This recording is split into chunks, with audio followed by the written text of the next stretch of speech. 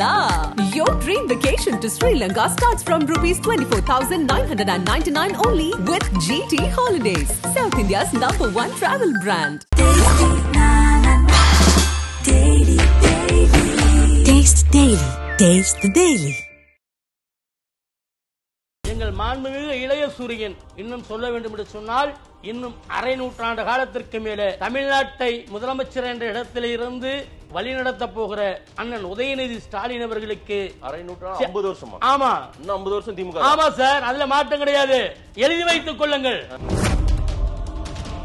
இந்த பதவின்றது வந்து உங்க கட்சியிலேயே சீனியர்கள் நிறைய பேர் இருக்கும்போது உதயநிதிக்கு ஏன் டெபுட்டி சீஃப் மினிஸ்டர் கொடுத்திருக்காங்கன்னு கேக்குறாங்க நிறைய பேர். சார், அவருடைய திறமை என்ன? செந்தில் பாலாஜியும் திறமை, உதயநிதி ஸ்டாலினும் திறமை, துரைமுருகன், ஏவாவேலு, திரு கே என் நேரு அவர்களுக்கு எல்லாம் திறமை இல்லையா? சாதிப்பதற்காக மட்டும் அவதாரம் எடுத்தவர் எங்கள் அண்ணன் மாண்புமிகு இளைய சூரியன் உதயநிதி ஸ்டாலின். இதை ஏற்றுக்கொள்ள முடியாததனால்தான் காவிகள் கதறுகிறார்கள், அடிமைகள் அலறுகிறார்கள், உதிரிகள் சிதறுகிறார்கள். அதற்கு நாங்கள் என்ன செய்ய முடியும்? அவர்களுக்கு எரிச்சல் வருகிறது என்பதற்காக திமுகவுக்காக கோஷம் போடுறதே பிறவி பலன். எனக்கு பிறவி பலன் சார். இது எனக்கு என் கட்சி வளர்ந்தால் எங்கள் தலைவர்கள் வளருவார்கள். எங்கள் தலைவர் வளர்ந்தால் நாடு முன்னேற்றம் அடையும். ஒரு நாடு முன்னேற்றம் அடைவதற்கு ஒரு கட்சி வாழ்க, ஒரு தலைவன் வாழ்க சொல்வதிலே என்ன தவறு இருக்கிறது? அதன் தமிழர்களுக்கு வணக்கம். பல்வேறு துறைகளில் ஆக சிறந்த ஆளுமைகளை சந்தித்து நாம் நேர்காணல் எடுத்து வருகிறோம். அந்த வகையில் நம்மோடு இணைந்திருக்கிறார் திராவிட முன்னேற்ற கழகத்தின் தலைமை கழக பேச்சாளர் திரு சேலம் கோவிந்தன் அவர்கள். அவரிடம் கேட்பதற்கு நிறைய இருக்கின்ற வாருங்களிடமே கேட்போம். வணக்கம் திரு சேலம் கோவிந்தன். உங்களுக்கும் நேயர்களுக்கும் வணக்கம். செந்தில் பாலாஜியை தவிர வேற ஆளுமை உள்ளவர்களே திமுகவில் இல்லன்றீங்க. ஆளுமை இல்ல, ஆளுமை அளவுக்கு வேற யாருமே இல்லன்றீங்க. ஆளுமை இல்லாதவர்கள் யாரும் இல்லை என்று சொல்லவில்லை, நல்லா தெரிஞ்சுங்க சார். செந்தில் பாலாஜி தான் இதெல்லாம் சரி பண்ணுவாரு, வேற யாரும் சரி பண்ண முடியாது. அப்படியா? என்ன சார், இதெல்லாம் திறமையா சரி பண்ணுவாங்க சார். நான் என்ன கேட்கிறேன், ஒவ்வொருவருடைய திறமைக்கு ஏற்ற அவர்களுக்கானதை கொடுத்து கொண்டிருக்கிறார், நல்லா தெரிஞ்சுங்க. ஓகேங்களா? இது நீங்க அடுத்தது என்ன கேட்க போறீங்கன்னு தெரியும், அதை நானே சொல்றேன். சரிங்களா? இந்த மின்சாரத்துறையை அதிகப்படியான துறையாக வைத்திருந்தது யார்? எங்கள் அண்ணன் தங்கம் தென்னரசு, நிதித்துறை அமைச்சர். ஒட்டுமொத்த துறைக்கும் அவர் நிதி ஒதுக்கக்கூடிய அமைச்சர். ஓகேங்களா? அந்த இடத்தில் அவரிடத்தில் அதிகப்படியாக மின்சாரத்துறை இருக்கிற பொழுது அவருக்கு பணி சுமை அதிகமாக இருக்குமா குறைவாக இருக்குமா? சரி. ஆக அதை சரி செய்ய வேண்டும். சரிங்களா? ஆக அந்த மின்சாரத்துறையை அண்ணன் செந்தில் பாலாஜி எடுத்து, அதே போல் வீட்டு வசதித்துறை அமைச்சராக இருக்கிற எங்கள் மாண்புமிகு அண்ணன் முத்துசாமி இடத்துல கூடுதலாக இருந்த இந்த மதுவிலக்கு ஆயத்தீர்வு துறையை அண்ணன் செந்தில் பாலாஜி இடத்துல கொடுத்திருக்கிறார்கள். ஒரு சிறைக்கு முன்னாடி என்ன வச்சிட்டு இருந்தாரோ அதையே மறுபடியும் கொடுத்தாச்சு அவருக்கு. மறுபடியும் அதே சேம் போர்ட்போலியோ சேம் இல்ல. அவருக்கு அதுக்கான ஆளுமையும் அதுக்கான திறமையும் அந்த துறையை சரியாக நிர்வாகம் செய்யற காரணத்தினால் அதை கொடுத்ததனால் ஏற்றுக்கொள்ள முடியாமல் தவிக்கிறாங்க, வேற ஒண்ணும் கிடையாது. திமுகவுல இன்னைக்கு ஆளுமையான தலைவர் செந்தில் பாலாஜி தான். திமுகவுல ஆளுமையான தலைவர் செந்தில் பாலாஜி, அந்த துறைக்கு ஆளுமையானவர். ஆனதுங்களா? திமுகவில் இருக்கின்ற நல்லா ஒன்று தெரிந்து கொள்ளுங்கள், திமுக கருப்பு சோப்பை ஏற்றுக்கொண்டவர்கள். கலைஞர் வாழ்க தளபதி சார், இருங்க சார், கலைஞர் வாழ்க தளபதி வாழ்க உதயநிதி வாழ்க சொல்லுகிற ஒவ்வொரு தொண்டனும் ஆளுமை நிறைந்தவன், வல்லமை நிறைந்தவன். திமுக தொண்டன் ஒவ்வொருத்தருக்கும் ஒவ்வொரு ஆளுமை, ஒவ்வொரு வல்லமை இருக்கிறது. இல்ல 30-40 வருஷமா இந்த மாதிரி கலைஞர் வாழ்க, ஸ்டாலின் வாழ்க, உதயநிதி வாழ்கன்னு சொன்னவங்களுக்கு எல்லாம் கொடுக்கல. ஆனா இப்போ ஒரு 5-6 வருஷமா தான் இப்ப இருக்கிற செந்தில் பாலாஜிக்கு நம்ம எல்லாமே கொடுக்கிறோம். அப்படியா சார்? அதாவது திறமைக்கு ஏற்ற அவர்களுடைய திறமையை பாராட்ட வேண்டுமே தவிர, சரிங்களா, குறை சொல்லக்கூடியவர்களுக்கு குறை சொல்லுகிற எண்ணம் மட்டும் தான் வரும். சரிங்களா? உதயநிதி ஸ்டாலின் அவர்களுக்கு துணை முதலமைச்சர் பதவி, இது தொடர்ச்சியாக வாரிசு அரசியல் தெரியுது திமுகவுல அப்படின்றாங்க. அது என்ன, அந்த குடும்பத்தில் இருப்பவர்கள் மட்டும்தான் வரணுமா, வேற யாரும் வரக்கூடாதா நாட்டுல அப்படின்னு கேக்குறாங்களே, அத்தனை எதிர்க்கட்சியும் கேக்குறாங்க. அதாவது நல்லா தெரிஞ்சுங்க, எங்கள் மாண்புமிகு இளைய சூரியன் இன்னும் சொல்ல வேண்டும் என்று சொன்னால் இன்னும் அரை நூற்றாண்டு காலத்திற்கு மேலே தமிழ்நாட்டை முதலமைச்சர் என்ற இடத்திலே இருந்து வழிநடத்த போகிற அண்ணன் உதயநிதி ஸ்டாலின் அவர்களுக்கு அரை நூற்றாண்டு 50 வருஷமா? ஆமா, இன்னும் 50 வருஷம் திமுக. ஆமா சார், அதுல மாற்றம் கிடையாது, எழுதி வைத்துக் கொள்ளுங்கள். எழுதி வைத்துக் கொள்ளுங்கள். மத்தவங்க எல்லாம் எதுக்கு வருவாங்க? மத்தவங்க எல்லாம் எதுக்கு தேர்தலை சந்திப்பாங்க? அப்ப யாரு சார்? எதிர்க்கட்சி அதிமுக சார். நான் தான் சொல்லிட்டேன் சார். அண்ணாமலை சார், நான் தான் சொல்லிட்டேன் சார். நான் ஒரு விஷயம் சொல்றேன் கேட்டீங்களா? நான் அறிவை அடகு வைத்து விட்டு ஆளுமையை புதைத்தவர்களை பற்றி பேசுவதற்கு நான் வரவில்லை.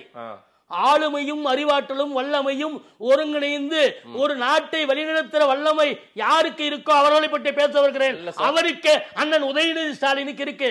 இதே சேப்பாக்கம் திருவிளைக்கணி சட்டமன்ற தொகுதி வேட்பாளராக இவரை அறிவிக்கிற பொழுது இன்னைக்கு யாரெல்லாம் கத்துறாங்களோ யாரெல்லாம் பேசுறாங்களோ அன்னைக்கு சொன்னாங்க இவருக்கு சீட்டான்னு கேட்டாங்க. புரியுங்களா? அவர் அங்கே சட்டமன்ற உறுப்பினராய் அங்க இருக்கக்கூடிய தொகுதி மக்களால் ஏற்றுக்கொள்ளப்பட்டு சட்டமன்ற உறுப்பினராக வந்ததற்கு பிறகு அவர் அங்கே பணியாற்றக்கூடிய வேகம், மக்களை அணுகுகிற முறை, அந்த திட்டங்களை எல்லாம் கொடுக்கிறதை பார்த்து மக்களை பாராட்டினார்கள். மக்களை ஏற்றுக்கொண்டு இப்படி ஒரு சட்டமன்ற உறுப்பினர் இன்னும் பச்சையாக வெளிப்படையாக சொல்ல வேண்டும் என்று சொன்னால் மற்ற தொகுதிகளில் இருப்பவர்களும் ஆதங்கப்பட்டார் இவர் எங்கள் தொகுதியில் நின்றிருக்க கூடாதா என்று. அந்த அளவிற்கு தான் அண்ணன் உதயநிதியை பற்றி. ஆனால் இந்த உழைப்பின் காரணமாய் அவருக்கு மாண்புமிகு விளையாட்டுத்துறை அமைச்சர் கொடுக்கப்பட்டது. அந்த மாண்புமிகு விளையாட்டுத்துறை அமைச்சராக கொடுக்கப்பட்ட அன்று இதே கலைஞர் நினைவலயத்தில் எதிரில் நான் அங்கே இனிப்பு வழங்கிவிட்டு அந்த நான் தேவைப்பட்டால் இப்போதே எடுத்து காட்டுகிறேன் அல்லது முடித்து விட்டு வேண்டும் என்றாலும் எடுத்து காட்டுகிறேன். நீங்கள் பார்த்திருப்பீங்க, பார்க்கவில்லை என்றால் எடுத்து காட்டுகிறேன். அன்று இனிப்புகளை வழங்கிவிட்டு நான் அங்கே இருக்கக்கூடிய டிவிகளுக்கு பேட்டி கொடுத்தேன். என்ன தெரியுமா? சட்டமன்ற உறுப்பினராக இருக்கின்ற பொழுது இவர் சரியில்லை என்று சொன்னார்கள். சரியாக இருந்து இந்த அமைச்சராக வந்திருக்கிறார். இதோ இந்த விளையாட்டுத்துறை அமைச்சர் ஒட்டுமொத்த இந்தியாவை திரும்பி பார்க்கக்கூடிய வகையில் திரும்பி பார்த்துச்சா பிரதமரை பாராட்டக்கூடிய வகையில் பாராட்டினாரா? ஒட்டுமொத்த ஒரு விளையாட்டுத்துறையில் இப்படியெல்லாம் சாதிக்க முடியுமா, இப்படியெல்லாம் செயலாற்ற முடியுமா, விளையாட்டுத்துறையில் இப்படியெல்லாம் ஒன்று இருக்கதா என்று பிரமிக்கக்கூடிய வகையில் செய்து காட்டக்கூடியவர் மாண்புமிகு உதயநிதி ஸ்டாலின் செய்து காட்ட போகிறார். என்ன செஞ்சார் விளையாட்டுத்துறையில? சார், விளையாட்டுத்துறையில என்ன செய்யல சொல்லுங்க. என்ன சார், நான் என்ன சொல்றேன், நாங்க செஞ்சிருக்கிறோம் சொல்றோம், செஞ்சுக்கிட்டு இருக்கிறோம். நீங்க என்ன செய்யலன்னு சொல்றீங்க சொல்லுங்க. அதாவது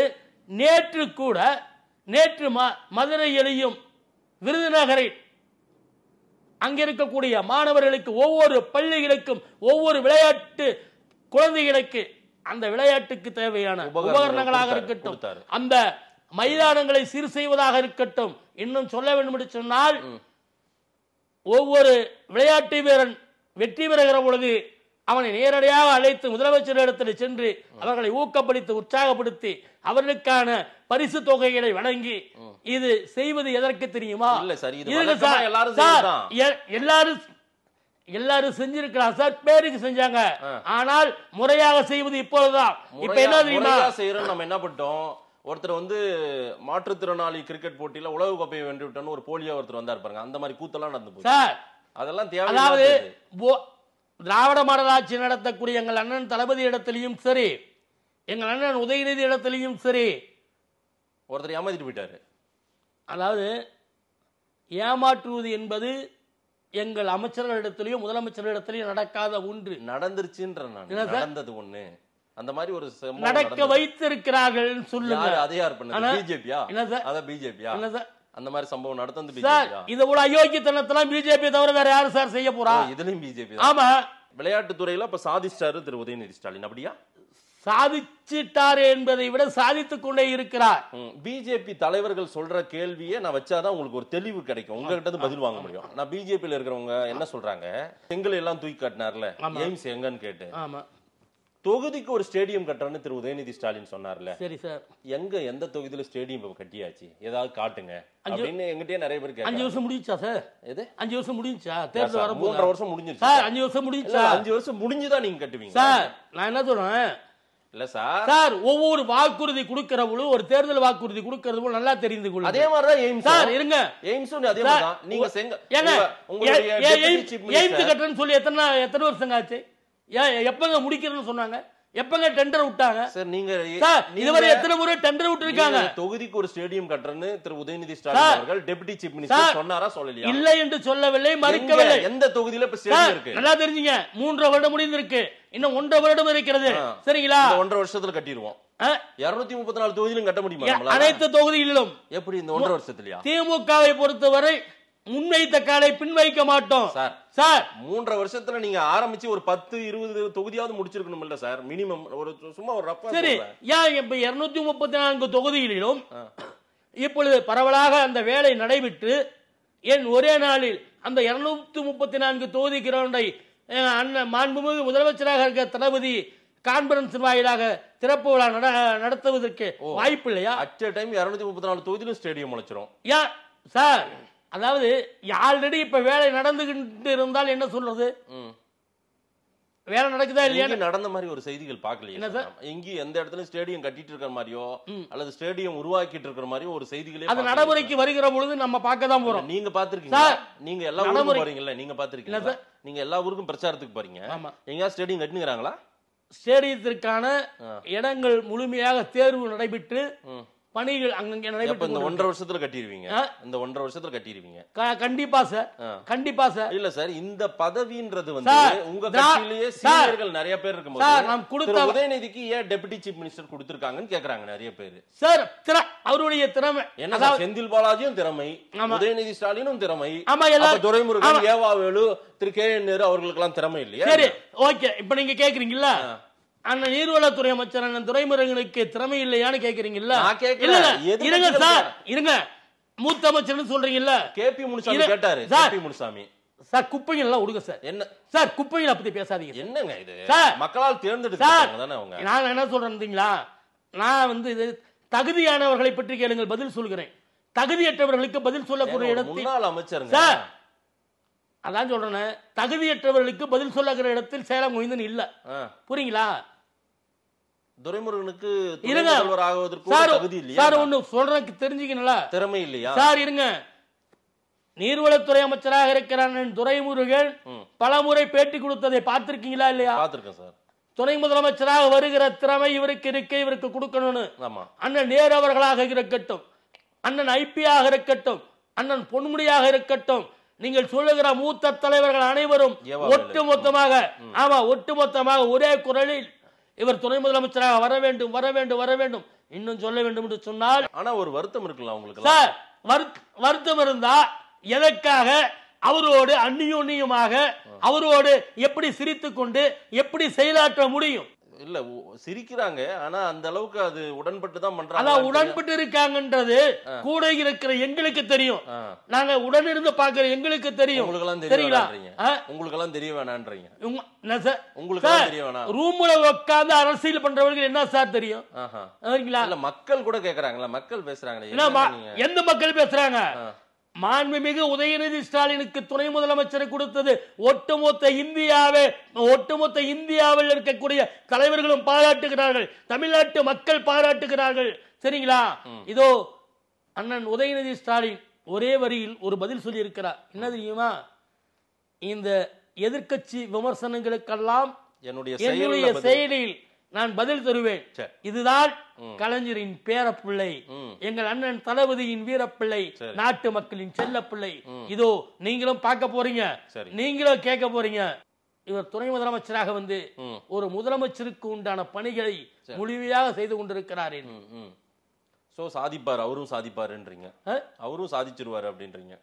சாதிப்பதற்காக மட்டும் அவதாரம் எடுத்தவர் எங்கள் அண்ணன் மாண்புமிகு இளையசூரியின் உதயநிதி ஸ்டாலின். இதை ஏற்றுக்கொள்ள முடியாததனால்தான் காவிகள் கதறுகிறார்கள், அடிமைகள் அலறுகிறார்கள், உதிரிகள் சிதறுகிறார்கள். அதற்கு நாங்கள் என்ன செய்ய முடியும்? அவர்களுக்கு எரிச்சல் வருகிறது என்பதற்காக. சரிங்களா? சாப்பாடு இருக்கிறவர்கள் தான் சாப்பிட முடியும். ஐயோ சாப்பாடு இல்லையேன்னு ஆதங்கப்பட்டா என்ன செய்யறது? அதாவது சாப்பிடுவதற்கான உழைக்க வேண்டும், சாப்பிடுவதற்காக அதற்கான சமையல் செய்யலாம். சரிங்களா? ஆக நான் வேலைக்கும் போக மாட்டேன், சம்பாதிக்கவும் மாட்டேன், சோறா ஆக்க மாட்டேன். நான் உட்கார்ந்த இடத்துல எனக்கு எல்லாம் வேணும்னு சொன்னா அவனை என்ன சொல்றது? ஆக அந்த சோம்பேறியை உட்கார்ந்துருக்கான் பார்த்தியா, அந்த சோம்பேறிகளுக்கும் எங்கள் உதயநிதி ஸ்டாலின் அவர்களை குறை சொல்வதற்கும் வித்தியாசமே இல்லை.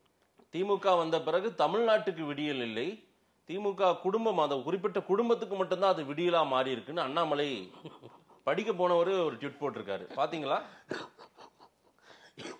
ஐயோ சார், அதான் காமெடி பண்றதுக்கு ஒரு அளவு இருக்கு. அண்ணாமலை சொல்லியிருக்காரு சார். சார் அறவைக்காடுகளை பத்தி எல்லாம் அண்ணாமலை எல்லாம் தமிழ்நாட்டுக்கு விடியலா? திமுக ஆட்சியில தமிழ்நாட்டுக்கு விடியலா? சார் ஒரு குடும்பத்துக்கு தான் விடியல். இல்ல இல்ல இல்ல, ஒவ்வொரு நாளும் ஒவ்வொரு திட்டங்களும் ஒவ்வொரு சாதனைகளும் அடுக்கடுக்கா வந்துகிட்டே இருக்கு. இன்னும் சொல்லணும்னா இன்னைக்கு தினசரி தாள்களை எடுத்து பாருங்கள், தொழில்துறையில் முதலிடத்தில் இருக்கு. சரிங்களா? தொழில்துறையில் முதலிடத்தில் இருக்கு. எங்க முதலிடம்? இன்றைய பத்திரிகை எடுத்து பாருங்க சார். இது சார் சேலம் கோவிந்தன் சொல்லவில்லை, நல்லா தெரிஞ்சுங்க. சேலம் கோவிந்தன் சொல்லவில்லை, மத்திய முரசொலியும் சொல்லவில்லை சார். நான் முரசொலி வச்சு சொல்லவே இல்லை சார். சொல்லுங்க. சரிங்களா? மத்திய அரசுடைய இந்த புள்ளியில அந்த இதை சொல்லுவாங்கல்ல, ஆமா, அவங்க தான் வெளியிட்டு இருக்காங்க. புரியுங்களா? போன வாரத்தில் கல்வித்துறையை பற்றி சொல்லி இருக்கிறார்கள். இப்படி ஒவ்வொரு துறை ரீதியாக பின்னோக்கி இருந்ததெல்லாம் முன்னோக்கி முன்னேறி கொண்டே இருப்பதை ஏற்றுக்கொள்ள முடியாதவர்கள் பின்னாடி போய்கொண்டு முன்னாடி இருப்பவர்களை கல்லெறிய பார்க்கிறார்கள். அது அவர்கள் மீது அந்த கல்வி என்பது தேர்தல் அப்ப தெரிஞ்சிடும் சார், எலெக்ஷன் அப்ப தெரிஞ்சிடும் நீங்க சாதிச்சிருக்கீங்களா சரிக்கு இருக்கீங்களான்றது. சார் இன்னொன்னு சொல்லுமா சார், சொல்லுங்க. 26 இல்ல இல்ல, நான் உங்ககிட்ட இந்த இதை சொல்றதுனால இது எல்லா நேயருக்கு நிறைய போய் சேரும். சொல்லுங்க, எழுதிங்க. 2026ஆம் ஆண்டு நடைபெறுகிற தேர்தலில் தமிழ்நாட்டின் முதலமைச்சர் எங்கள் மாண்புமிகு தளபதியார் அதிலே ஒரே ஒரு துளி மாற்றம் வருவதற்கு வாய்ப்பில்லை முதலமைச்சர். ஆனால் முதலமைச்சராய் அதுவும் சொன்னா கூட்டணியோட தான் நிக்க போறோம். ஆனால் தனி பெரும்பான்மையோட ஜெயிக்க போறோம். சரிங்களா? முதலமைச்சராக நாங்கள் வருவதற்கு தனி பெரும்பான்மைக்கு ஒரு சீட்டு குறைவாக இருந்தாலும் நன்றாக தெரிந்து கொள்ளுங்கள், நாங்கள் தனி பெரும்பான்மையாக வெற்றி பெறுவதற்கு ஒரு இடம் குறைவாக இருந்தாலும் பேசுகிற சேலம் கோவிந்தன் முச்சந்திலே நின்று தற்கொலை செய்து கொள்வதற்கு தயார். இல்ல இருங்க சார், சார் ஒரு நிமிஷம் இருங்க சார். எனக்கு நம்பிக்கையும் இருக்கு, எனக்கு அதுக்கான இதுவும் இருக்கு. நான் மக்கள் மனநலத்தை அறிந்தவன். நான் அறையில உட்கார்ந்து அரசியல் செய்யவில்லை, நான் வீதிக்கு வரக்கூடியவன். சரி, ஆக நான் இப்ப இதை எதுக்கு தெரியுமா சொல்றேன்? இருங்க, மெஜாரிட்டிக்கு ஒரு இடம் வரல முதலமைச்சர், ஆனா மெஜாரிட்டியோட வராரு. மெஜாரிட்டிக்கு ஒரு சீட்டு கம்மியா இருந்தாலும் தற்கொலை செய்துக்கணும்னு சொல்றேன். இத பாக்குறாங்கல்ல, எப்படி எல்லாம் கமாண்ட் போட போறாங்க, எப்படி போடுவாங்கன்னு எனக்கு தெரியும். ஆனால் அவர்களுக்கு ஒன்று சொல்லவா, யாராவது ஒருத்தர் அந்த சவாலுக்கு வரட்டும். என்ன தெரியுமா, நான் தற்கொலை செய்து கொள்ளணும்னு சொல்ற, நீ சொல்வது நடந்து விட்டால் திமுக வாழ்க, தளபதி வாழ்க, உதயநிதி வாழ்க, கோஷம் போடுவதற்கு நாங்கள் வருவதற்கு தயார். அந்த கமாண்ட்ல சொல்லட்டும் போதும். கோஷம் போட தான் அவங்களை கூப்பிடுறீங்க, நீங்களும் கோஷம் தான் போடுவீங்க, அவங்களும் கோஷம் போட தான் வரணும். என்ன சார், எப்படி சார் நீங்களாம் கோஷமே போட்டுட்டு இருக்கணுமா? எப்படி காலமும் கோஷம் போடுறது தான் உங்களுக்கு சாதனையா? கோஷம் போடுவது என்பது எங்களுடைய பிறவி பலன். திமுகவுக்காக கோஷம் போடுறதே பிறவி பலன். எனக்கு பிறவி பலன் சார். இது எனக்கு என் கட்சி வளர்றதுக்காக என் தலைவர்கள் என் கட்சி வளர்ந்தால் எங்கள் தலைவர்கள் வளருவார்கள். எங்கள் தலைவர் வளர்ந்தால் நாடு முன்னேற்றம் அடையும். ஒரு நாடு முன்னேற்றம் அடைவதற்கு ஒரு கட்சி வாழ்க, ஒரு தலைவன் வாழ்க சொல்வதில் என்ன தவறு இருக்கிறது? மக்கள் நீங்க சொல்றதெல்லாம் உண்மையான்றதை அவங்களே சொல்லுவாங்க, பார்ப்போம். கண்டிப்பா. நேரில் வந்து நேரம் கொடுத்து பேசியமைக்கு நன்றி திரு சேலம் கோவிந்தன். நன்றி.